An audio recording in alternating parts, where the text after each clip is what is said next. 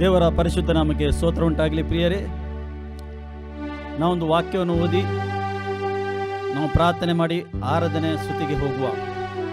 ನಮ್ಮ ತಂದೆ ಆದ ದೇವರಿಗೆ ನಾವು ಎಲ್ಲರೂ ಸೇರಿ ಆರಾಧನೆ ಮಾಡುವ, ಸ್ತುತಿ ಮಾಡುವ, ಆತನಿಗೆ ಆತನ ನಾಮವನ್ನು ಮಹಿಮೆ ಪಡಿಸುವ ಆತನ ಮಕ್ಕಳಾಗಿದ್ದೇವೆ ನಾವು.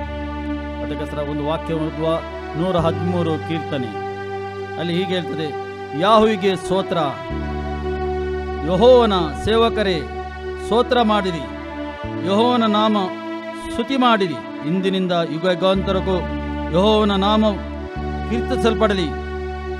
ಯೆಹೋವನ ನಾಮವು ಮೂಢನಿಂದ ಪಡುವನವರಿಗೂ ಸ್ತುತಿ ಹೊಂದಲಿ.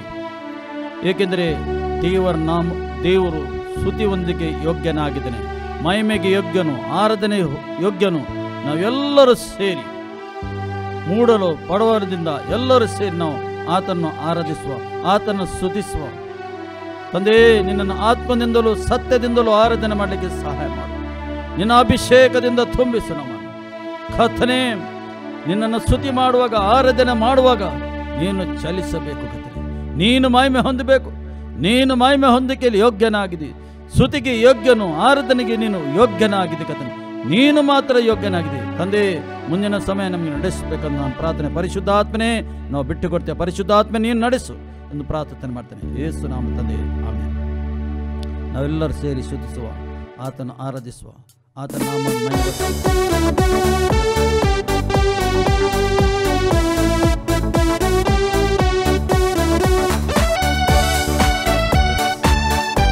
Glory, glory.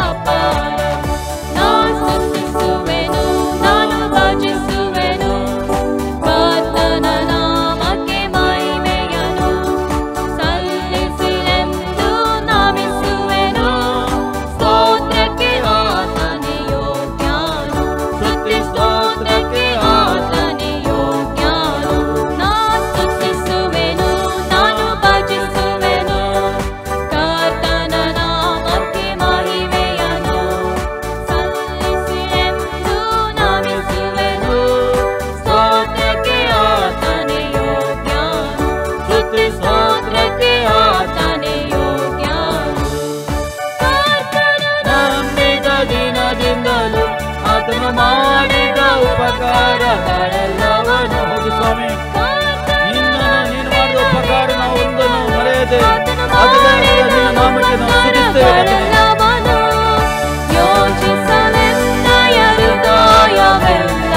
ಕೃತಜ್ಞತೆಯಿಂದ ತುಂಬುವರು, ಯೋಚಿಸಲೆನ್ನಯ ಹೃದಯವೆಲ್ಲ ಕೃತಜ್ಞತೆಯಿಂದ ತುಂಬುವರು. ಸ್ತುತಿಸುವೆನು, ನಾನು ಭಜಿಸುವೆನು, ಕರ್ತನ ನಾಮಕ್ಕೆ ಮಹಿಮೆಯನ್ನು ಸಲ್ಲಿಸಿರೆಂದು ನಮಿಸುವೆನು. ಸ್ತೋತ್ರಕ್ಕೆ ಆತನೇ ಯೋಗ್ಯನು, ಸ್ತುತಿ ಸ್ತೋತ್ರಕ್ಕೆ ಆತನೇ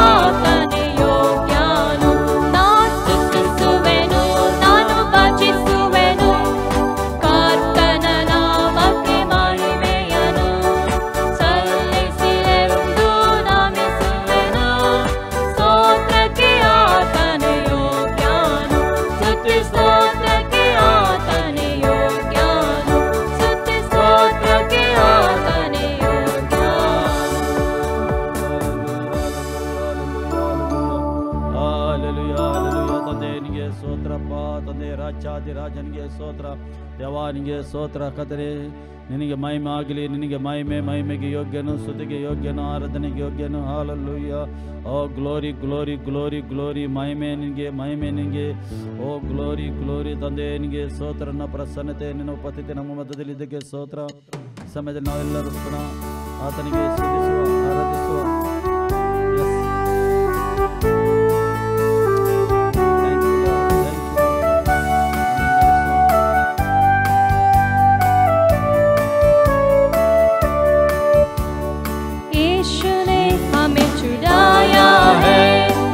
पापों के जाल से यीशु ने हमें बचाया है, शैतान के जाल से। तू गाओ हालेलुया, तू गाओ हालेलुया, तू गाओ हालेलुया, तू गाओ हालेलुया, तू गाओ हालेलुया।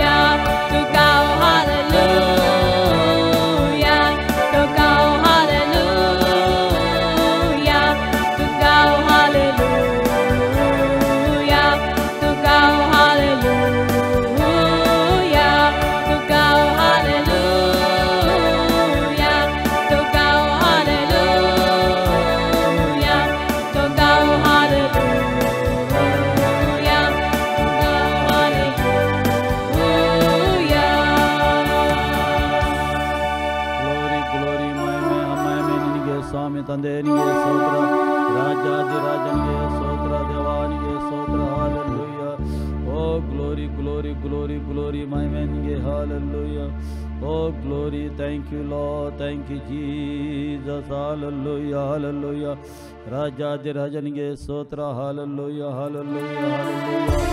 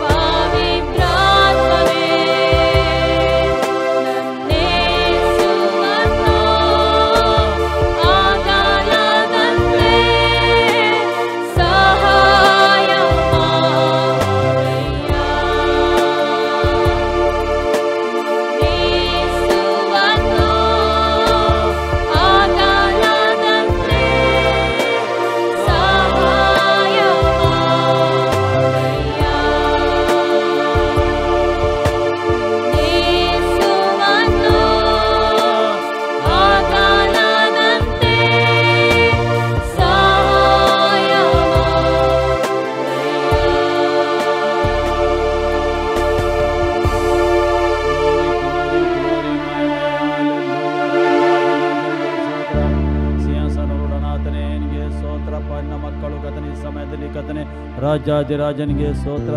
ತಂದೆಯನಿಗೆ ಸ್ತೋತ್ರ. ಮಕ್ಕಳಾಗಿ ನಾವು ಕರ್ತನಿನ ಸ್ತುತಿಸಲಿಕ್ಕೆ ನಿನ್ನನ್ನು ಆರಾಧನೆ ಮಾಡಲಿಕ್ಕೆ ಕರ್ತನೆ ಅಪ್ಪ ನಿನ್ನ ಅವಕಾಶ ಕೊಟ್ಟಿದ್ದಕ್ಕೆ ಸ್ತೋತ್ರ ಕರ್ತನೆ. ನಾವು ಸತ್ಯದಿಂದಲೂ ಆತ್ಮದ ಆರಾಧನೆ ಮಾಡಲಿಕ್ಕೆ ನಿನ್ನ ಆತ್ಮಂದ ತುಂಬಿಸಬೇಕಂತ ಪ್ರಾರ್ಥನೆ ಮಾಡ್ತೇನೆ. ಹಾಲೆಲೂಯ ರಾಜಾದಿರಾಜ ರಾಜ hallelujah hallelujah. Thank you lo hallelujah. Glory glory.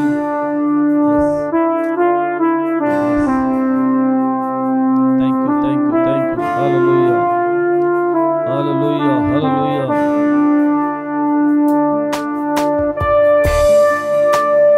S thank you lord.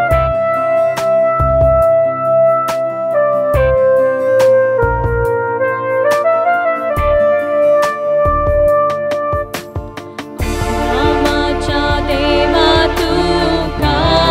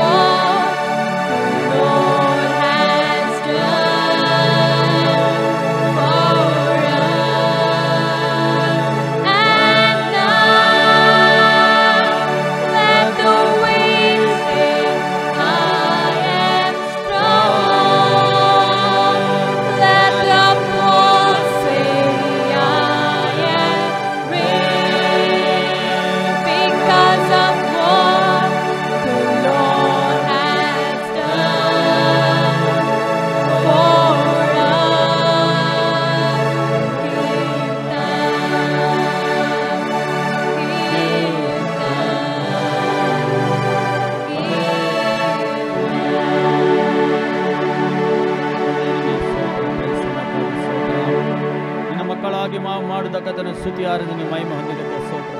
ಸ್ತುತಿಗೆ ಯೋಗ್ಯನು, ಆರಾಧನೆಗೆ ಯೋಗ್ಯನಾಗಿದೆ ನೀನು ಕರ್ತನೆ. ಮಹಿಮೆಗೆ ಯೋಗ್ಯ ನೀನು ಮಾತ್ರ ಒಬ್ಬನು ಯೋಗ್ಯನಾಗಿದೆ ಕರ್ತನೆ. ನಿನ್ನ ಪ್ರಸನ್ನತೆಗಾಗಿ ಸ್ತೋತ್ರ, ನಿನ್ನ ಉಪಸ್ಥಿತಿಗಾಗಿ ಸ್ತೋತ್ರ. ನೀನು ಮಹಿಮೆ ಹೊಂದಿದ್ದಕ್ಕೆ ಸ್ತೋತ್ರ ಕರ್ತನೆ. ಆರಾಧನೆಗೆ ಯೋಗ್ಯ ನೀನಾಗಿದೆ ಕರ್ತನೆ. ನೀನು ಒಳ್ಳೆಯವನು ಕರ್ತನೆ. ನಮ್ಮ ಸಂಗಡ ಇದ್ದಿದ್ದಕ್ಕೆ ಸ್ತೋತ್ರ. ನಿನ್ನ ಪ್ರಸನ್ನತೆ ಅನುಭವ ಮಾಡಿದ್ದಕ್ಕೆ ಸ್ತೋತ್ರ ಕರ್ತನೆ. ನೀನು ಮಹಿಮೆ ಹೊಂದಿದ್ದಕ್ಕೆ ಸ್ತೋತ್ರ. ಎಲ್ಲ ಘನ, ಎಲ್ಲ ಮಾನ, ಎಲ್ಲ ಮಹಿಮೆ ನಿನಗೆ ಒಬ್ಬನಿಗೆ ಮಾತ್ರ ನಾವು ಸಲ್ಲಿಸ್ತೀವಿ. ಆಮೆನ್. ಪ್ರಿಯರೇ, ಇಷ್ಟೊತ್ತು ನಾವು ಎಷ್ಟು ಸಮಯ ನಮ್ಮ ತಂದೆಯಾದ ದೇವರಿಗೆ ಸ್ತುತಿಯ ಆರಾಧನೆ ಎಂಬ ಯಜ್ಞವನ್ನು ನಾವು ಅರ್ಪಿಸಿದ್ದೇವೆ. ನಮ್ಮ ಯಜ್ಞವು ಆತನು ಸ್ವೀಕಾರ ಮಾಡಿದ್ದಾನೆ. ಏಕೆಂದರೆ ಸ್ತುತಿಯ ಆರಾಧನೆ ಎಲ್ಲಿ ಉಂಟು ಆತನು ಅವರ ಮಧ್ಯದಲ್ಲಿ ಇದ್ದೇನೆ ಸತ್ಯವೇದ ಹೇಳ್ತದೆ. ನಮ್ಮ ಮಧ್ಯದಲ್ಲಿ ಆತನು ಇದ್ದಾನೆ. ಪ್ರಿಯರೇ, ದೇವರ ಪ್ರಸನ್ನತೆ ನಮ್ಮ ಮಧ್ಯದಲ್ಲಿ ಉಂಟು. ದೇವರ ಉಪಸ್ಥಿತಿ ನಮ್ಮ ಮಧ್ಯದಲ್ಲಿ ಉಂಟು. ಈ ಸಮಯದಲ್ಲಿ ಆತನು ನಮ್ಮ ಮಧ್ಯದಲ್ಲಿ ಚಲಿಸ್ತಾ ಇದ್ದಾನೆ. ಆತನು ನಿಮ್ಮ ಹತ್ರ ನಮ್ಮ ಹತ್ರ ಮಾತಾಡಲಿಕ್ಕೆ ಬಯಸ್ತಾನೆ. ವಾಕ್ಯದ ಮುಖಾಂತರ ಆತನು ಮಾತಾಡುವುದು. ಆತ ನಿಮ್ಮನ್ನು ಎಲ್ಲರನ್ನು ಪ್ರೀತಿ ಮಾಡ್ತಾ ಇದ್ದಾನೆ, ಪ್ರೀತಿಸ್ತಾ ಇದ್ದಾನೆ. ಆದ ಕಾರಣ ಆತನು ವಾಕ್ಯದ ಮುಖಾಂತರ ಮಾತಾಡ್ತಾ ಇದ್ದಾನೆ. ವಾಕ್ಯದ ಮುಖಾಂತರ ಆತನ ವಾಗ್ದಾನ ವಿಷಯದಲ್ಲಿ ಮಾತಾಡ್ತಾನೆ. ವಾಕ್ಯದ ಮುಖಾಂತರ ಆತನ ನಮಗೆ ಬುದ್ಧಿವಾದವನ್ನು ಹೇಳ್ತಾನೆ. ವಾಕ್ಯದ ಮುಖಾಂತರ ಏನೋ ನಿಮ್ಮ ಜೀವಿತದಲ್ಲಿ ಮಾಡುವುದಾದರೆ ವಾಕ್ಯದ ಮುಖಾಂತರ ಆತನು ಮಾಡುವುದು. ನಿಮ್ಮ ಜೀವಿತದಲ್ಲಿ ಅದ್ಭುತ ಮಾಡಬೇಕಾದರೆ, ಸೂಚಕಾರ್ಯ ಮಾಡಬೇಕಾದರೆ ವಾಕ್ಯದ ಮುಖಾಂತರ ಆತನು ವಾಕ್ಯವನ್ನು ಮಾತಾಡಿ ಮಾಡುವುದು. ದೇವರು ನಮಗೆ ಸ್ತೋತ್ರವಾಗಿರಿ. ನಾವು ನೇರವಾಗಿ ಈ ಸಮಯದಲ್ಲಿ ವಾಕ್ಯ ಭಾಗಕ್ಕೆ ಹೋಗುವ, ವಾಕ್ಯವನ್ನು ಕೇಳುವ, ನಮ್ಮ ಹೃದಯದಲ್ಲಿ ಇಟ್ಟು ಅದರ ಪ್ರಕಾರ ನಾವು ನಡೆಯುವ, ಇವತ್ತಿನ ಆಶೀರ್ವಾದವನ್ನು ನಾವು ಪಡೆಕೊಳ್ಳುವ. ನಾವು ಇವತ್ತು ದೇವರ ವಾಕ್ಯಕ್ಕೆ ಹೋಗುವ. ಹಿಬ್ರಿಯ ಪತ್ರಿಕೆಯಲ್ಲಿ 13ರಲ್ಲಿ 5ನೇ ವಾಕ್ಯ ನಾವು ಧ್ಯಾನಿಸುವ. ಸತ್ಯವೇದ ಈ ರೀತಿ ಹೇಳ್ತದೆ, ನಿಮಗಿರುವುಗಳನ್ನು ನಿಮಗೆ ಏನುಂಟು ಅದರಲ್ಲಿ ತೃಪ್ತಿಯಾಗಿರಿ ಹೇಳ್ತಾನೆ. ನಿಮಗೆ ಏನುಂಟು ರೈಟ್ ನಾವು ಈ ಸಮಯದಲ್ಲಿ ನಿಮ್ಮ ಜೀವಿತದಲ್ಲಿ ಅದರಲ್ಲಿ ತೃಪ್ತಿಯಾಗಿರಿ. ನಿಮಗೆ ಏನು ಈ ಸಮಯದಲ್ಲಿ ಕೆಲಸ ಇರ್ಬೋದು, ಮನೆ ಇರ್ಬೋದು, ಮಕ್ಕಳಿರ್ಬೋದು, ಕುಟುಂಬ ಕಟ್ಟಿ ಇದ್ದೀರಿ, ಅದರಲ್ಲಿ ನೀವು ತೃಪ್ತಿ ಆಗಬೇಕಂದು ಹೇಳ್ತಾನೆ. ಒಂದು ತೃಪ್ತಿಯ ಜೀವಿತ ಇಲ್ಲದಿದ್ದರೆ ನಿಮಗೆ ಅದರಲ್ಲಿ ಸಂತೋಷ ಪಡಲಿಕ್ಕೆ ಆಗುವುದಿಲ್ಲ. ನಿಮಗಿರುವುದರಲ್ಲಿ ತೃಪ್ತಿಯಾಗಿರಿ ಎಂದು ಸತ್ಯವೇದ ಹೇಳ್ತದೆ. ಏನುಂಟು ಅದರಲ್ಲಿ ತೃಪ್ತಿಯಾಗಿರಿ. ಪುನಃ ಹೇಳ್ತದೆ, ನಾನು ನಿನ್ನನ್ನು ಎಂದಿಗೂ ಕೈ ಬಿಡುವುದಿಲ್ಲ. ದೇವರು ನಿಮ್ಮ ಹತ್ರ ಮಾತಾಡ್ತಾನೆ, ನಿಮಗೆ ನಾನು ಎಂದಿಗೂ ಕೈ ಬಿಡುವುದಿಲ್ಲ, ಎಂದೆಂದಿಗೂ ನಿಮಗೆ ಕೈ ಬಿಡುವುದಿಲ್ಲ. ನಿಮ್ಮ ಕರ ಹಿಡಿದು ನಡೆಸುವ ದೇವರಾಗಿದ್ದಾನೆ. ಖಂಡಿತ ನಿಮ್ಮ ದೃಷ್ಟಿ ಆತನ ಮೇಲೆ ಇಟ್ಟರೆ, ಜೀವ ಸ್ವರೂಪನಾದ ದೇವರ ಮೇಲೆ ನಿಮ್ಮ ದೃಷ್ಟಿ ಇಟ್ಟರೆ ನಿಮಗೆ ಎಂದಿಗೂ ಕೈ ಬಿಡುವುದಿಲ್ಲ ಆತನು. ಎಲ್ಲ ಭಾಗದಲ್ಲಿ ಪ್ರಿಯರೇ ನಿಮಗೆ ಆತನು ಆಶೀರ್ವಾದ ಮಾಡ್ತಾನೆ. ಆತನ ಕೈ ಮೋಟು ಕೈಯಲ್ಲ, ಉದ್ದ ಕೈ. ಆತನು ಸರ್ವಶಕ್ತನಾದ ದೇವರು. ಆತನು ನಿಮಗೆ ಆಶೀರ್ವಾದ ಮಾಡಲಿಕ್ಕೆ ಸಿದ್ಧರಿದ್ದಾರೆ. ಆದರೆ ನಮ್ಮ ಜೀವಿತ ಹೇಗೆ ಉಂಟು? ನಾವು ಹೇಗೆ ಜೀವಿಸ್ತಾ ಇದ್ದೇವೆ? ಆತನ ಮೇಲೆ ನಮಗೆ ನಂಬಿಕೆ ಉಂಟಾ? ನಂಬಿಕೆಟ್ಟು ನಾವು ಜೀವಿಸ್ತಾ ಇದ್ದೇವಾ? ನಾವು ಹೇಗೆ ಜೀವಿಸ್ತೇವೆ? ಯಾರು ಇತರರು ಪರೀಕ್ಷೆ ಮಾಡುವ ಅಗತ್ಯ ಇಲ್ಲ, ಇತರರು ಹೇಳುವ ಅಗತ್ಯ ಇಲ್ಲ. ಪ್ರಿಯರೇ, ನಮ್ಮನ್ನು ನಾವೇ ಪರೀಕ್ಷೆ ಮಾಡುವ. ನಮ್ಮನ್ನು ನಾವು ಪರೀಕ್ಷೆ ಮಾಡಿದರೆ ನಮಗೆ ಗೊತ್ತಾಗ್ತದೆ.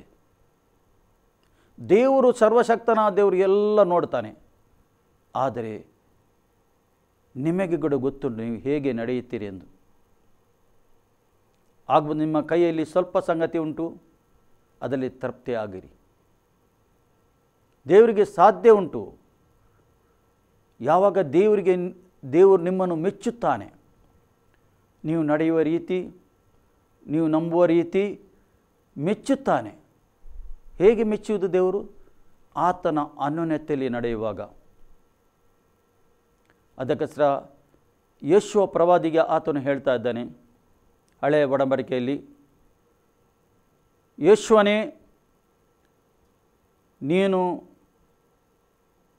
ನಿನಗೆ ಜಯ ಸಿಗಬೇಕಾದರೆ, ನೀನು ಮುಂದೆ ಹೋಗಬೇಕಾದ್ರೆ, ಈ ಇಸ್ರೇಲನ್ನು ನಡ್ಕೊಂಡು ನೀವು ಮುಂದೆ ಹೋಗಿ ನಾನು ವಾಗ್ದಾನ ಮಾಡಿದ ಹಾಲು ಜೇನು ಆ ದೇಶದಲ್ಲಿ ನೀನು ವಾಸ ಮಾಡಬೇಕಾದ್ರೆ, ಈ ಧರ್ಮಶಾಸ್ತ್ರದಲ್ಲಿ ಏನು ಬರೆಯಲ್ಪಟ್ಟಿದೆ, ಈ ಸತ್ಯವೇದದಲ್ಲಿ ಏನು ಬರೆಯಲ್ಪಟ್ಟಿದೆ, ನೀನು ಹಗಲು ರಾತ್ರಿ ಧ್ಯಾನಿಸು, ಅದು ನಿನ್ನ ಬಾಯಿಯಲ್ಲಿ ಇರಬೇಕು. ಹಗಲು ರಾತ್ರಿ ನಿನಗೆ ಸಮಯ ಸಿಗುವಾಗ ನೀನು ಧ್ಯಾನಿಸೋದು, ಈ ವಾಕ್ಯ ಏನು ಬರೆಯಲ್ಪಟ್ಟಿದೆ, ಏಕೆ ಬರೆಯಲ್ಪಟ್ಟಿದೆ ಧ್ಯಾನಿಸು, ಮತ್ತು ಅದು ಬಾಯಿಗಿಂದ ಅರಿಕೆ ಮಾಡು. ಆಗ ನೀನು ಎಲ್ಲಿ ಹೋದರೂ ನೀನು ಜಯ ಹೊಂದುತ್ತಿ. ಆದ ಕಾರಣ ಯೇಷುವ ಪ್ರವಾದಿ ಅದೇ ಪ್ರಕಾರ ನಡೆದ. ವಾಕ್ಯದ ಮೇಲೆ ನಂಬಿಕೆಟ್ಟ, ದೇವರು ಏನು ಹೇಳಿದ ಅದರ ಮೇಲೆ ನಂಬಿಕೆಟ್ಟು ಮುಂದೆ ಹೋದ ಆತನು. ಆದ ಕಾರಣ ಆತನು ಜಯ ಹೊಂದಿದ. ಆತನು ಯುದ್ಧದಲ್ಲಿ ಜಯ ಹೊಂದಿದ. ಇಸ್ರಾಯೇಲ್ 12 ಕುಲಕ್ಕೆ ಯಾರ್ಯಾರಿಗೆ ಕೊಡಬೇಕು ಆತನು ಆ ಜಯ ಹೊಂದಿ ಆ ದೇಶವನ್ನು ಕೊಟ್ಟ. ಹಾಲು ಜೇನು ಹರಿಯುವ ದೇಶದಲ್ಲಿ ಅವರು ಸೇರಿದರು, ನಂಬಿಕೆ ಇದ್ದವರು. ಇವತ್ತು ಹೇಳ್ತಾನೆ ಇಲ್ಲಿ, ನಿಮಗೆ ಎಂದಿಗೂ ನಾನು ಕೈ ಬಿಡುವುದಿಲ್ಲ. ಈ ಲೋಕದ ನೀವು ಪ್ರಯಾಣದಲ್ಲಿ ಇದ್ದೀರಿ, ನೀವು ಮತ್ತು ನಾವು ಈ ಲೋಕದ ಪ್ರಯಾಣದಲ್ಲಿ ಇದ್ದೇವೆ. ಈ ಪ್ರಯಾಣದಲ್ಲಿ ಪ್ರಿಯರೇ ಇರುವಾಗ ಕಷ್ಟ ಬರ್ಬೋದು, ಸಮಸ್ಯೆ ಬರ್ಬೋದು, ರೋಗ ಬರ್ಬೋದು, ಏನೇನೋ ಸಂಗತಿ ನಿಮ್ಮ ಮುಂದೆ ಬರ್ಬೋದು. ಆದರೆ ದೇವರು ನಿಮ್ಮನ್ನು ಮಾತ್ರ, ದೇವರಲ್ಲಿ ನೀವು ನಂಬಿಕೆ ದೃಢವಾಗಿಟ್ಟರೆ ಆತನು ಎಂದಿಗೂ ಕೈ ಬಿಡುವುದಿಲ್ಲ. ಪ್ರಿಯರೇ, ನನ್ನ ಜೀವಿತದಲ್ಲಿ ಏನು ಆಗ್ತಾ ಉಂಟು ಅದೇ ನಿಮಗೆ ಬೋಧನೆ ಮಾಡ್ತಾ ಇದ್ದೇನೆ. ಎಷ್ಟೋ ಸರಿ ಕಷ್ಟ ದುಃಖಕ್ಕೆ ನಾನು ಆಗಿದ್ದೇನೆ, ರೋಗಕ್ಕೆ ಒಳಗಾಗಿದ್ದೇನೆ. ಆದರೆ ದೇವರು ಮಾತ್ರ ನನ್ನನ್ನು ಕೈ ಬಿಡಲಿಲ್ಲ. ಒಂದರ ಮೇಲೆ ಒಂದು ಬಂದರೂ ಕೂಡ ಆತನು ನನ್ನ ಸಂಗಡನೇ ಇದ್ದಾನೆ. ಆತನು ಹೇಳಿಲ್ಲವೋ, ನಾನು ಈ ಲೋಕದ ಅಂತ್ಯ ತನಕ ಎಲ್ಲ ದಿವಸ ನಿನ್ನ ಸಂಗಡ ಇದ್ದೇನೆ ಎಂದು ವಾಗ್ದಾನ ಮಾಡಿದೆ. ಈ ವಾಗ್ದಾನ ನೆನಪಿಗೆ ತರುವುದು. ಯೇಸುವೇ, ನೀನು ಹೇಳಿದ್ದೆಲ್ಲ, ಎಲ್ಲ ದಿವಸ ನಿನ್ನ ಸಂಗಡ ಇದ್ದೇನೆಂದು ಹೇಳಿದೆಲ್ಲ ಯೇಸುವೇ, ನೀನು ಅದು ನೆರವೇರಿಸು. ನೀನು ಎಂದಿಗೂ ಕೈ ಬಿಡುವುದಿಲ್ಲ ಎಂದು ಹೇಳಿದಲ್ಲ ಸ್ವಾಮಿ ಯೇಸುವೇ ಎಂದು ಹೇಳುವಾಗ ಆತನು ಈ ಎಲ್ಲ ಸಂಗತಿನ ತಪ್ಪಿಸ್ತಾನೆ, ಅದಕ್ಕೆ ಮಾರ್ಗವನ್ನು ತೆರೆಯುತ್ತಾನೆ.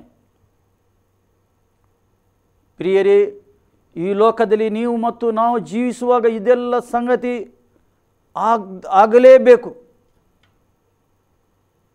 ಹಾಗೆ ಅಲ್ಲೇ ನಿಲ್ಲುವುದಿಲ್ಲ, ಅಲ್ಲಿಂದ ಹೋಗ್ತದೆ. ಏಕೆ? ದೇವರು ನಿಮ್ಮ ಸಂಗಡ ಇದ್ದಾನೆ. ಅದಕ್ಕೆ ಸಹ ಪೌಲನು ಹೇಳ್ತಾನೆ, ದೇವರು ನಮ್ಮ ಸಂಗಡ ಇದ್ದರೆ ನಾವು ಹೆದರುವುದು ಯಾಕೆ? ನಾವು ಯಾಕೆ ಹೆದರುವುದು? ದೇವರು ನಮ್ಮ ಸಂಗಡ ಇದ್ದಾನೆ. ಸರ್ವಶಕ್ತನಾದ ದೇವರು ನಮ್ಮ ಸಂಗಡ ಇದ್ದಾನೆ. ಪ್ರಿಯರೇ, ದೇವರು ಕೊಟ್ಟ ಆತ್ಮ ಯಾವುದು ನಿಮ್ಮ ಒಳಗೆ, ನಮ್ಮ ಒಳಗೆ? ಪ್ರೀತಿಯ ಆತ್ಮ, ಧೈರ್ಯದ ಆತ್ಮ, ಸ್ವಸ್ಥ ಬುದ್ಧಿಯ ಆತ್ಮ ಕೊಟ್ಟಿದ್ದಾನೆ. ಅದಕ್ಕೋಸ್ಕರ ದೇವರು ಎಂದಿಗೂ ನಿಮಗೆ ಕೈ ಬಿಡುವುದಿಲ್ಲ. ಎತೆ ಮಾಡುವುದು ಬಿಟ್ಟು ಬಿಡಿರಿ. ಎತೆ ಬರ್ತದೆ, ಹೋಗುತ್ತದೆ. ನೀವು ಆತನ ಮೇಲೆ ನಂಬಿಕೆ ಇಡುವಾಗ, ಆತನ ವಾಗ್ದಾನದ ಮೇಲೆ ನಂಬಿಕೆ ಇಡುವಾಗ, ಆತನ ವಾಗ್ದಾನದ ಮೇಲೆ ನಂಬಿಕೆ ಇಡಬೇಕು. ಯೇಸು ಬಿಟ್ಟರೆ ನೀವು ಕೂಡ ನಾವು ಏನು ಮಾಡಲಿಕ್ಕೆ ಸಾಧ್ಯ ಇಲ್ಲ. ಯೇಸು ಮಾತ್ರ ನಮ್ಮ ಜೀವಿತದಲ್ಲಿ ಇದ್ದರೆ ನಾವು ಮುಂದೆ ಹೋಗಲಿಕ್ಕೆ ಸಾಧ್ಯ ಉಂಟು. ಏಕೆ? ಆತನು ಲೋಕಕ್ಕೆ ಬೆಳಕಾಗಿದ್ದಾನೆ. ಆ ಬೆಳಕಲ್ಲಿ ನಮಗೆ ನಡೆಯಲಿಕ್ಕೆ ಆಗುತ್ತದೆ. ಆತನು ದಾರಿಯ ದೀಪವಾಗಿದ್ದಾನೆ.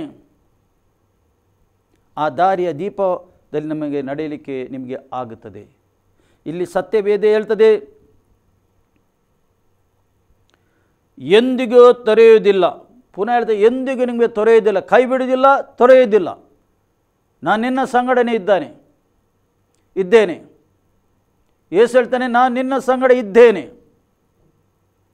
ಯೇಸು ಜೀವಿಸ್ತಾ ಇದ್ದಾನೆ. ಯೇಸು ಜೀವಂತ ಇದ್ದಾನೆ. ಎಲ್ಲ ಕಡೆಯಲ್ಲಿ ಇರುವ ದೇವರು, ಇಮಾನುಯೇಲ್ ದೇವರು ಆತನು ಎಲ್ಲ ಕಡೆಯಲ್ಲಿ ಇದ್ದಾನೆ. ಯಾರ್ಯಾರು ಪ್ರಾರ್ಥನೆ ಮಾಡ್ತಾನೆ ಆತನು ಕೇಳುವವನಾಗಿದ್ದಾನೆ. ನೋಡಿ, ಪ್ರಾರ್ಥನೆ ಮಾಡುವಾಗ ನಾವು ಮುಗಿಸುವಾಗ ಏನು ಹೇಳ್ತೇವೆ? ಯೇಸು ಕ್ರಿಸ್ತನ ನಾಮದಲ್ಲಿ ಪ್ರಾರ್ಥಿಸಿ ಹೊಂದಿದ್ದೇ ಪ್ರೀತಿಯುಳ್ಳ ತಂದೆ, ಆಮೇನ್ ಹೇಳ್ತೇವೆ ಅಲ್ವಾ? ಅಂದರೆ ಯೇಸು ಕ್ರಿಸ್ತನ ನಾಮದಲ್ಲಿ ಮಾತ್ರ ಆ ಪ್ರಾರ್ಥನೆ ತಂದೆಯಾದ ದೇವರು ಕೇಳ್ತಾನೆ. ಬೇರೆ ಡೈರೆಕ್ಟ್ ಯಾರು ಪ್ರಾರ್ಥನೆ ಮಾಡಲಿಕ್ಕೆ ಹೋದರೆ ತಂದೆ ಆ ಥರ ಆತನು ಕೇಳುವುದಿಲ್ಲ. ಇವತ್ತು ಲೋಕದಲ್ಲಿ ಎಷ್ಟೋ ಜನ ನಾವು ಡೈರೆಕ್ಟ್ ಹೋಗ್ತೇವೆ, ಇಲ್ಲಿ ಡೈರೆಕ್ಟ್ ಪ್ರಾರ್ಥನೆ ಮಾಡ್ತೇವೆ. ಸತ್ಯವಿದೆ ಏನು ಹೇಳ್ತದೆ? ಡೈರೆಕ್ಟ್ ಪ್ರಾರ್ಥನೆ ಆತನು ಕೇಳುವುದಿಲ್ಲ. ಆತನ ಕೇಳುವ ದೇವರಲ್ಲ ಆತನು. ಕ್ರಿಸ್ತ ಯೇಸುವಿನ ಮುಖಾಂತರ ನಾನು ಪ್ರಾರ್ಥನೆ ಮಾಡಿ ಹೊಂದಿದ್ದೇನೆ ತಂದೆ ಎಂದು ಹೇಳುವಾಗ ಆತನು ಏನು ಮಾಡಿದ? ಆ ಪ್ರಾರ್ಥನೆ ಕೇಳಿ ಆಯಿತು. ಏಕೆ?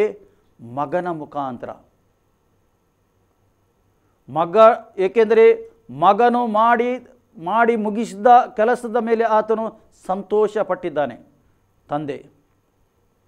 ಯೇಸು ಕ್ರಿಸ್ತನು ಈ ಲೋಕದಲ್ಲಿ ಬಂದು ತಂದೆಯಾದ ದೇವರು ಕೊಟ್ಟ ಏನು ಕೆಲಸ ಕೊಟ್ಟಿದ್ದಾನೆ ಅದು ಮಾಡಿ ಮುಗಿಸಿದ್ದಾನೆ. ನಿನಗೋಸ್ಕರ ನನಗೋಸ್ಕರ ಮುಗಿಸಿದ್ದಾನೆ. ಪ್ರಿಯರೇ, ಸತ್ಯವೇದದ ಜ್ಞಾನ ಇಲ್ಲದವರು ಎಷ್ಟೋ ಜನ ಇದ್ದಾರೆ. ಜ್ಞಾನ ಇಲ್ಲದವರು ಏನು ಮಾಡ್ತಾರೆ? ಅದ್ಭುತವನ್ನು ಹುಡುಕೊಂಡು ಹೋಗ್ತಾರೆ. ಸತ್ಯವೇದದ ಜ್ಞಾನ ಇಲ್ಲದವರು ಸೂಚಕಾರಿಯಾಗಬೇಕು. ಅವರ ಜೀವಿತದಲ್ಲಿ ಏನಾಗಬೇಕು? ಕಾಯಿಲೆ ಗುಣ ಆಗಬೇಕು. ಅವರ ಜೀವಿತದಲ್ಲಿ ಒಳ್ಳೆ ಆಸ್ತಿಪಾಸ್ತಿ ಬರಬೇಕು, ನನಗೆ ದೇವರ ಆಶೀರ್ವಾದ ಬರಬೇಕು ಎಂದು ಹುಡುಕಿಕೊಂಡೇ ಹೋಗ್ತಾರೆ ಆತರು. ನಿಜವಾಗಿ ದೇವರ ವಾಕ್ಯದ ಜ್ಞಾನ ಇದ್ದರೂ ಅದೆಲ್ಲ ಹುಡುಕಿಕೊಂಡು ಹೋಗುವುದಿಲ್ಲ. ಸತ್ಯವೇದ ಹೇಳ್ತದೆ, ಮೊದಲು ಹುಡುಕಿ ದೇವರ ರಾಜ್ಯಕ್ಕಾಗಿ ನೀತಿಗಾಗಿ ತವಕ ಬಡಿರಿ, ಮತ್ತೆಲ್ಲ ನಿಮಗೆ ಹಿಂಬಾಲಿಸ್ತದೆ. ಮೊದಲು ದೇವರ ರಾಜ್ಯಕ್ಕಾಗಿ ತವಕ ಪಡಬೇಕು. ದೇವರ ರಾಜ್ಯಕ್ಕಾಗಿ ನಾವು ತವಕ ಪಡುವಾಗ ಮತ್ತೆಲ್ಲ ಸಂಗತಿ, ಎಲ್ಲ ಅದ್ಭುತ ನಿನ್ನ ಜೀವಿತ ನನ್ನ ಜೀವಿತದಲ್ಲಿ ಆಗುತ್ತದೆ. ದೇವರು ಮಾಡ್ತಾನೆ. ಯಾವಾಗ ದೇವರ ರಾಜ್ಯಕ್ಕಾಗಿ ನೀತಿಗಾಗಿ ನೀವು ಮತ್ತು ನಾವು ಪ್ರಯಾಸ ಪಡುವಾಗ ದೇವರು ನಮ್ಮನ್ನು ಮೆಚ್ಚುತ್ತಾನೆ. ದೇವರು ಮೆಚ್ಚಿದರೆ ಆಯಿತು, ಮತ್ತು ನಮಗೆ ಏನೇನು ಬೇಕು ಅದು ಕೊಡ್ತಾನೆ. ಏಕೆ? ಈ ಲೋಕದಲ್ಲಿ ಜೀವಿಸಲಿಕ್ಕೆ ದೇವರು ಎಲ್ಲವೂ ಬಲ್ಲವನಾಗಿದ್ದಾನೆ. ಮುಂದೆ ದೇವರ ವಾಕ್ಯ ಹೇಳ್ತದೆ, ಎಂದಿಗೂ ತೊರೆಯುವುದಿಲ್ಲ, ದೇವರು ತಾನೇ ಹೇಳಿದ್ದಾನೆ. ಆದ್ದರಿಂದ ಕರ್ತನು ನನಗೆ ಸಹಾಯಕನು. ಯಾರಾಗಿದ್ದಾನೆ ಇವತ್ತು ಸಹಾಯ? ಕರ್ತನು ನಿಮಗೆ ಸಹಾಯಕನಾಗಿದ್ದಾನೆ. ಕರ್ತನ ಸಹಾಯ ನಿಮಗೆ ಮತ್ತು ನಮಗೆ ಬೇಕು. ಮನುಷ್ಯರ ಸಹಾಯ ಅಲ್ಲ, ಕರ್ತನ ಸಹಾಯ, ದೇವರ ಸಹಾಯ ನಮಗೆ ಬೇಕು. ನಾವು ನೋಡ್ತಾ ಇದ್ದೇವೆ, ಆದಿಯಿಂದಲೂ ಸತ್ಯವೇದ ಓದಿದರೆ ಎಲ್ಲ ಭಕ್ತರು ದೇವರ ಸರ್ವಶಕ್ತನಾದ ದೇವರ ಮೇಲೆ ನಂಬಿಕೆಟ್ಟೇ ನಡೆದರು, ನಂಬಿಕೆಟ್ಟೇ ಮುಂದೆ ಹೋದರು. ಆತನು ದೇವರ ಒಟ್ಟಿಗೆ ನಡೆದರು ಅವರು.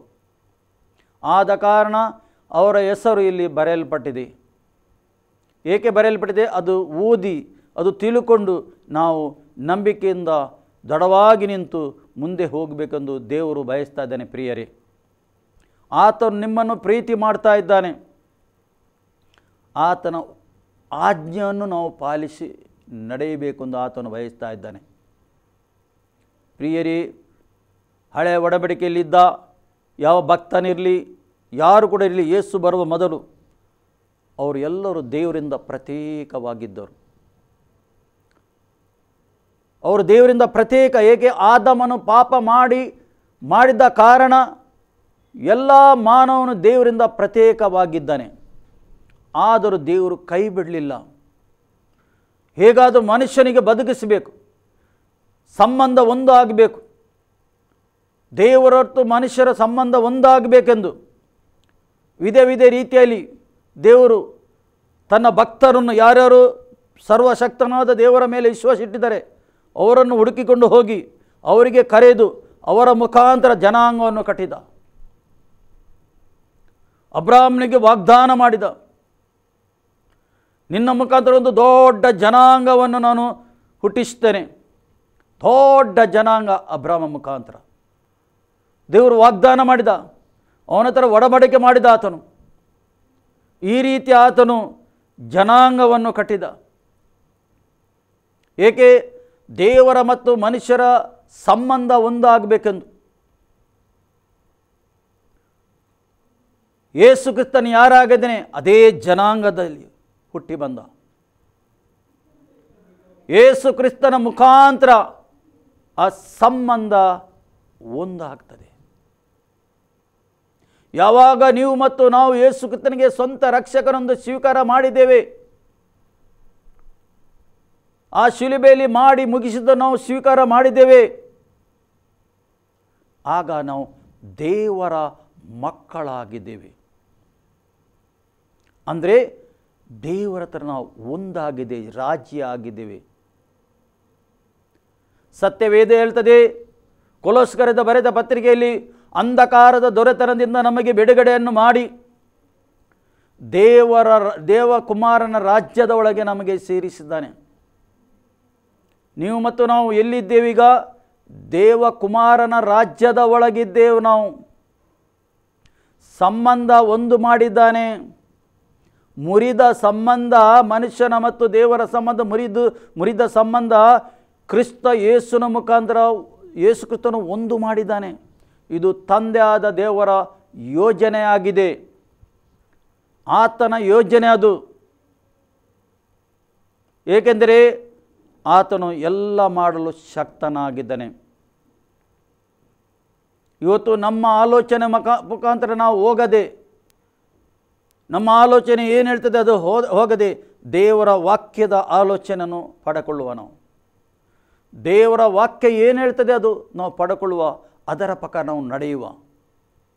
ಇಲ್ಲದಿದ್ದರೆ ಮನುಷ್ಯನು ಹೇಗೆ ನಡೀತಾನೆ? ಅವನ ಹತ್ರ ಭಕ್ತಿ ಉಂಟು, ಆದರೆ ವಾಕ್ಯದ ಜ್ಞಾನ ಇಲ್ಲ. ಇವತ್ತು ನಾವು ಎಷ್ಟೋ ಮಂದಿಗೆ ನೋಡಿದ್ದೇವೆ, ಎಷ್ಟು ಮಂದಿ ನಮಗೆ ಸಿಗ್ತಾರೆ, ಅವ್ರ ಹತ್ರ ಒಳ್ಳೆಯ ಭಕ್ತಿ ಉಂಟು, ಪ್ರಾರ್ಥನೆ ಮಾಡ್ತಾರೆ, ಅತ್ತ ಓಡ್ತಾ ಇದ್ದಾರೆ, ಆದರೆ ವಾಕ್ಯದ ಜ್ಞಾನ ಇಲ್ಲ, ವಾಕ್ಯ ಏನಿತ ಜ್ಞಾನ ಇಲ್ಲ. ಆದ ಕಾರಣ ಅವರು ಅದ್ಭುತ ಹುಡುಕೊಂಡೇ ಹೋಗುತ್ತಾರೆ. ಆತ್ಮಗಳ ಭಾರ ಇಲ್ಲ ಅವರ ಹತ್ರ, ನಶಿಸಿ ಹೋಗುವ ಆತ್ಮದ ಭಾರ ಇಲ್ಲ. ಅವರಿಗಸರ ಮಾತ್ರ ಹೋಗ್ತಾರೆ, ತನಗಸರ ಮಾತ್ರ ಹೋಗ್ತಾರೆ. ಅವರು ತಾನು ಒಳ್ಳೆಯದಾಗಬೇಕೆಂದು ಹೋಗ್ತಾರೆ. ಆತ್ಮಗಳ ಅವರಿಗೆ ಭಾರನೇ ಇಲ್ಲ. ಇವತ್ತು ಎಷ್ಟೋ ಆತ್ಮಗಳು ಲೋಕದಲ್ಲಿ ನಶಿಸಿ ಹೋಗ್ತಾ ಉಂಟು. ಈ ಲೋಕಕ್ಕೆ ಎಷ್ಟೋ ಮಂದಿ ಹುಟ್ಟಿ ಬರ್ತಾರೆ, ದಿವಸಕ್ಕೆ ಎಷ್ಟೋ ಲಕ್ಷ ಮಕ್ಕಳು ಹುಟ್ಟಿ ಬರ್ತಾರೆ. ಲಕ್ಷಗಟ್ಟಲೆ ಜನರು ಈ ಲೋಕವನ್ನು ಬಿಟ್ಟು ಹೋಗ್ತಾರೆ. ಎಲ್ಲಿ ಹೋಗ್ತಾರೆ? ಇವತ್ತು ದೇವರ ಮಕ್ಕಳ ಒಳಗೆ ಒಂದು ಆತ್ಮದ ಭಾರ ಬೇಕು. ತಂದೆಯ ಆತ್ಮವನ್ನು ರಕ್ಷಿಸು. ಸತ್ಯವೇದದಲ್ಲಿ ತಂದೆ ಕಳಿಸದೆ ಮಗನ ಹತ್ತಿರ ಯಾರೂ ಬರುವುದಿಲ್ಲ. ಹೇಗೆ ಕಳಿಸಬೇಕು ತಂದೆ?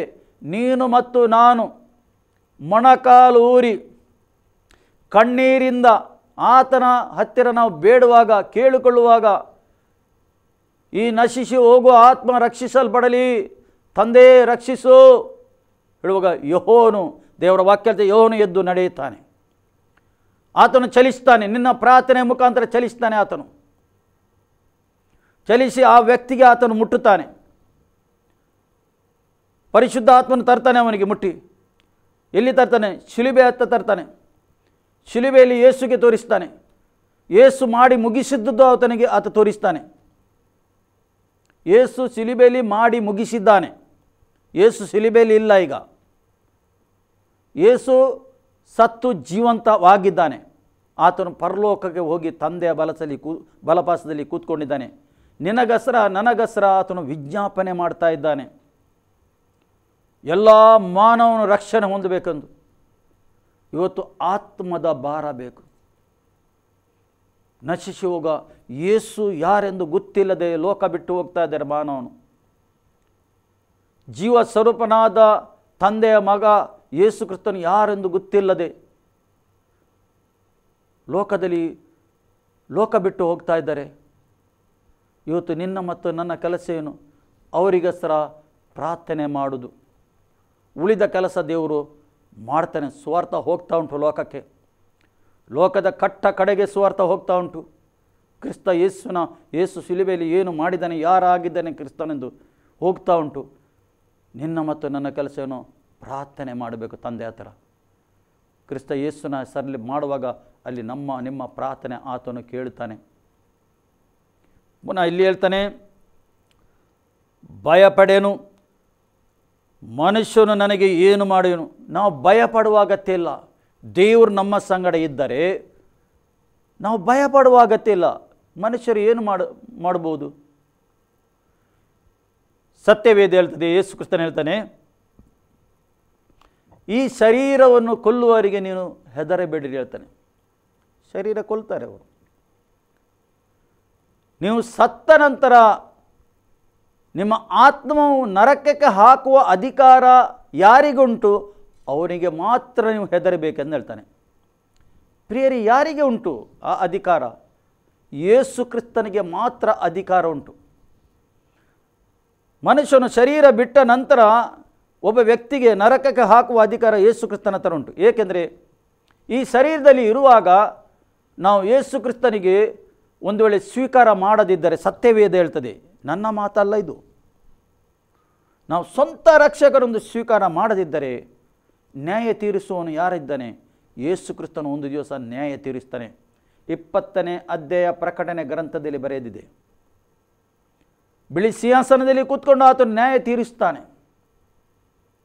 ಎಲ್ಲರೂ ದೇವರ ಸನ್ನಿಧಿಯಲ್ಲಿ ನಿಲ್ಲಿಕೊಂಡು. ಸತ್ಯವೇದ ಹೇಳ್ತದೆ, ರೋಮಾಪುರದ ಪತ್ರಿಕೆ 8:1 1 ಮತ್ತು 2 ಸತ್ಯವೇದ ಹೇಳ್ತದೆ, ಒಂದು ವೇಳೆ ನೀನು ಯೇಸು ಕ್ರಿಸ್ತನಿಗೆ ಸ್ವಂತ ರಕ್ಷಕನನ್ನು ಸ್ವೀಕಾರ ಮಾಡಿದರೆ ನೀವು ನ್ಯಾಯ ತೀರ್ಪಿಂದ ನೀನು ಪಾರಾದಿ. ನಿನಗೆ ನ್ಯಾಯ ತೀರ್ಪಿನ ಮುಂದೆ ನಿಲ್ಲಿಕ್ಕೆ ಇಲ್ಲ. ಆ ದಿವಸ ನೀನು ನ್ಯಾಯ ತೀರ್ಪಿಂದ ಆ ಕಡೆ ಹೋಗಿ ಆಯಿತು, ಬೆಳಕಿಗೆ ಹೋಗಿ ಆಯಿತು ನೀನು. ಸತ್ಯವೇದ ಹೇಳ್ತದೆ, ಅಲ್ಲಿ ಸತ್ಯವೇದ ಕ್ಲಿಯರ್ ಆಗಿ ಹೇಳ್ತದೆ. ನಾವು ಬೇಕಾದರೆ ನಿಮಗೆ ತೆಗೆದು ಓದಿ ತೋರಿಸ್ತೇನೆ. ಸತ್ಯವೇದ ಈ ರೀತಿ ಹೇಳ್ತದೆ, 8:1 ಆದುದರಿಂದ ಕ್ರಿಸ್ತ ಯೇಸುವಿನಲ್ಲಿ ಇರುವವರಿಗೆ ಅಪರಾಧ ನಿರ್ಣಯವು ಈಗ ಇಲ್ಲವೇ ಇಲ್ಲ. ಯಾರು? ಇರುವವರಿಗೆ ಮಾತ್ರ, ಸ್ವೀಕಾರ ಮಾಡಿದವರಿಗೆ ಮಾತ್ರ. ಪುನಃ ಮುಂದೆ ಹೇಳ್ತದೆ 2, ಯಾಕೆಂದರೆ ಜೀವವನ್ನು ಉಂಟು ಮಾಡುವ ಪವಿತ್ರಾತ್ಮನಿಂದಾದ ನಿಯಮವು ನಿಮ್ಮನ್ನು ಪಾಪ ಮರಣಗಳಿಗೆ ಕಾರಣವಾದ ನಿಯಮದಿಂದ ಕ್ರಿಸ್ತ ಯೇಸುವಿನ ಮೂಲಕ ಬಿಡಿಸಿತು. ಸ್ಪಷ್ಟ ಹೇಳ್ತದೆ, ಕ್ರಿಸ್ತ ಯೇಸುವಿನ ಮುಖಾಂತರ ಬಿಡಿಸಿತು. ಯೇಸು ಕ್ರಿಸ್ತನಿಗೆ ಯಾವಾಗ ನಾವು ಸ್ವೀಕಾರ ಮಾಡ್ತೀವಿ, ನಮ್ಮ ಪಾಪದಿಂದ ನಮಗೆ ಬಿಡುಗಡೆ ಆಗ್ತದೆ, ಶಾಪದಿಂದ ಬಿಡುಗಡೆ ಆಗ್ತದೆ. ಆ ಪಾಪ ಶಾಪದಿಂದ ನಿಯಮದಿಂದ ಬಿಡುಗಡೆ ಆಗ್ತದೆ. ಆತನ ರಕ್ತದಿಂದ ನಮ್ಮ ಪಾಪ ತೊಳೆದು ಶುದ್ಧವಾಗ್ತದೆ. ಆದ ಕಾರಣ ನಮಗೆ ಆತ ನ್ಯಾಯಸ್ಥಾನದ ಮುಂದೆ ನಿಲ್ಲುವ ಅಗತ್ಯ ಇಲ್ಲ. ಏನು ಹೇಳ್ತದೆ ಅಲ್ಲಿ ಮೇಲೆ? ಕ್ರಿಸ್ತ ಯೇಸುವಿನಲ್ಲಿ ಇರುವವರಿಗೆ ಅಪರಾಧ ನಿರ್ಣಯವು ಈಗ ಇಲ್ಲವೇ ಇಲ್ಲ. ನೋಡಿ, ದೇವರು ಎಲ್ಲ ಮಾರ್ಗ ತೆರೆಡಿ ಇಟ್ಟಿದ್ದಾನೆ ಮಾನವನಿಗೆ. ಕಡೇ ಕಾಲದ ಜನ್ರೇಷನ್, ಕಡೇ ಕಾಲ ಅಂದರೆ ಲೋಕ ಅಲ್ಲ, ಕಡೇ ಕಾಲ ಕ್ರಿಸ್ತ ಯೇಸು ಬರುವ ಸಮಯ ಇದು. ಕ್ರಿಸ್ತ ಯೇಸು ಸಭೆಗೆ ಎತ್ತುವ ಸಮಯ ಇದು.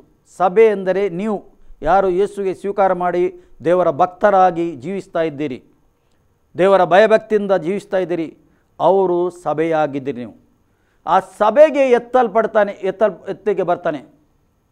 ಆ ಪರಿಶುದ್ಧಾತ್ಮನಿಗೆ ಎತ್ತುತ್ತಾನೆ ಆತನು. ಪರಿಶುದ್ಧಾತ್ಮನು ಎಲ್ಲಿದ್ದಾನೆ? ಈಗ ನಿಮ್ಮ ಒಳಗೆ ಇರಬೇಕು ಆತನು. ಪರಿಶುದ್ಧಾತ್ಮನು ನಿಮ್ಮ ಒಳಗೆ ವಾಸ ಮಾಡ್ತದೆ. ಯಾರು ಯೇಸುಗೆ ಸ್ವೀಕಾರ ಮಾಡಿ ಅವರ ಒಳಗೆ ಪರಿಶುದ್ಧ ಆತ್ಮ ಉಂಟು. ಆ ಸಮಯದಲ್ಲಿ ನೀವು ಮತ್ತು ನಾವು ಜೀವಿಸ್ತಾ ಇದ್ದೀರಿ. ನೀವು ಈಗ ನಾವು ಜೀವಿಸ್ತಾ ಇದ್ದೇವೆ. ಇಂಥ ಸಮಯದಲ್ಲಿ ಸತ್ಯವೇದದಲ್ಲಿ ಪ್ರಿಯರಿ ಏನು ಬರೆಯಲ್ಪಟ್ಟಿದೆ ಅದು ಆಗುತ್ತಾ ಉಂಟು ಲೋಕದಲ್ಲಿ. ಇದೆಲ್ಲ ಆಕಸ್ಮಿಕ ಆಗುವುದಲ್ಲ, ಇದೆಲ್ಲ ಸಂಗತಿ ಆಕಸ್ಮಿಕ ಆದುದಲ್ಲ. ಸತ್ಯವೇದದಲ್ಲಿ ಏನು ಬರೆಯಲ್ಪಟ್ಟಿದೆ ಅದೇ ರೀತಿ ಲೋಕವು ನಡೆಯುತ್ತಾ ಉಂಟು. ಅದಕ್ಕೋಸ್ಕರ ಯಾರು ನೀವು ಕಲಿತಿದ್ದೀರಿ, ಎಜುಕೇಷನ್ ಉಂಟು, ಅವರು ಸತ್ಯವೇದವನ್ನು ಓದಿರಿ. ಹೌದು, ನೀವು ಲೋಕದ ಪುಸ್ತಕ ತುಂಬ ಓದಬಹುದು, ಆದರೆ ಸತ್ಯವೇದದ ಪುಸ್ತಕ ಹಾಗೆಲ್ಲ. ಇದರಲ್ಲಿ ಜೀವ ಉಂಟು. ದೇವರು ನಿಮ್ಮ ಹತ್ರ ಮಾತಾಡ್ತಾನೆ. ಓದುವಾಗ ಇದು ಮಾತಾಡ್ತಾನೆ ದೇವರು ನಿಮ್ಮ ಸಂಗಡ. ಅಲ್ಲಿ ದೇವರ ವಾಕ್ಯ ಹೇಳ್ತದೆ, ಮನುಷ್ಯನು ಏನು ಮಾಡೋದು ಎಂದು ನಾನು ಧೈರ್ಯವಾಗಿ ಹೇಳ್ತೇನೆ. ಸತ್ಯವೇದ ಹೇಳ್ತದೆ. ಪುನಃ ಇಲ್ಲಿ 7 ಹೇಳ್ತದೆ, ಅಲ್ಲಿ ನಿಮಗೆ ದೇವರ ವಾಕ್ಯವನ್ನು ತಿಳಿಸಿದ ನಿಮ್ಮ ಸಭಾಪಾಲಕರನ್ನು ಜ್ಞಾಪಕ ಮಾಡಿಕೊಳ್ಳಿರಿ ಅಂತಾನೆ. ನಿಮಗೆ ಯಾರ್ಯಾರು ಈಗ ದೇವರ ವಾಕ್ಯವನ್ನು ತಿಳಿಸ್ತಾರೆ ಅವರ ಜ್ಞಾಪಕ ಮಾಡಿಕೊಳ್ಳಿರಿ, ಅವರಿಗೋಸ್ಕರ ಪ್ರಾರ್ಥಿಸಿರಿ. ನಿಮಗೆ ಯಾರು ಬೋಧನೆ ಮಾಡ್ತಾ ಇದ್ದಾರಲ್ಲ, ಒಂದು ವೇಳೆ ನೀವು ಒಂದು ಸಭೆಯಲ್ಲಿ ಇರುವುದಾದರೆ ನಿಮಗೆ ಸಭಾಪಾಲಕರು, ಅಲ್ಲಿಯ ಸಭಾಪಾಲಕನು ಬೋಧನೆ ಕೊಡ್ತಾ ಇದ್ದಾನೆ, ನೀವು ಅವನು ಬೋಧನೆ ಕೊಟ್ಟ ಜ್ಞಾಪಕ ಮಾಡಿರಿ, ಅವರಿಗೋಸ್ಕರ ಪ್ರಾರ್ಥಿಸಿರಿ. ಏಕೆ ಪ್ರಾರ್ಥಿಸಬೇಕು? ಇನ್ನು ಹೆಚ್ಚಾಗಿ ಹೊಸ ರೀತಿಯಿಂದ ಆಳವಾದ ಪ್ರಕಟಣೆಯಿಂದ ನನಗೆ ಬೋಧನೆ ಮಾಡಲಿ ಎಂದು. ನೀವು ಹೊಸ ಅಂದರೆ ಸತ್ಯವೇದದ ಆಳವಾದ ಸಂಗತಿ ಉಂಟು ಈ ಸತ್ಯವೇದದಲ್ಲಿ. ಇದು ನಿಮಗೆ ಸಭಾಪಾಲಕನು ತಿಳಿಯಪಡಿಸಬೇಕು. ಪ್ರಿಯರೇ, ಯೇಸು ನಿಮ್ಮನ್ನು ಪ್ರೀತಿ ಮಾಡ್ತಾನೆ. ಇನ್ನೊಂದು ವಾಕ್ಯವನ್ನು ಓದುವ 15. ಆತನ ಮೂಲಕವಾಗಿ ದೇವರಿಗೆ ಸ್ತೋತ್ರ ಯಜ್ಞವನ್ನು ಎಡೆಬಿಡದೆ ಮಾಡೋಣ.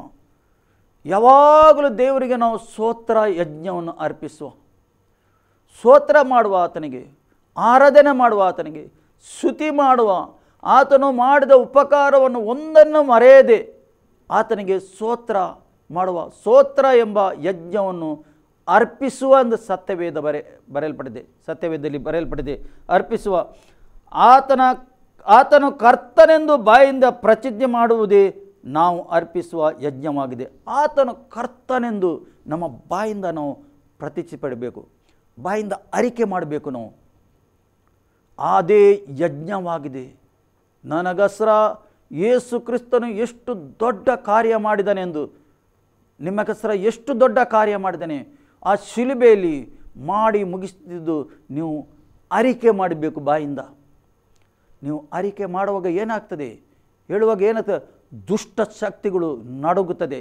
ಆತ್ಮಿಕ ಲೋಕದಲ್ಲಿ ದುಷ್ಟ ಶಕ್ತಿಗಳು ಉಂಟು, ಅದು ನಡುಗುತ್ತದೆ, ನಿಮ್ಮ ಹತ್ತಿರ ಬರೋದಿಲ್ಲ.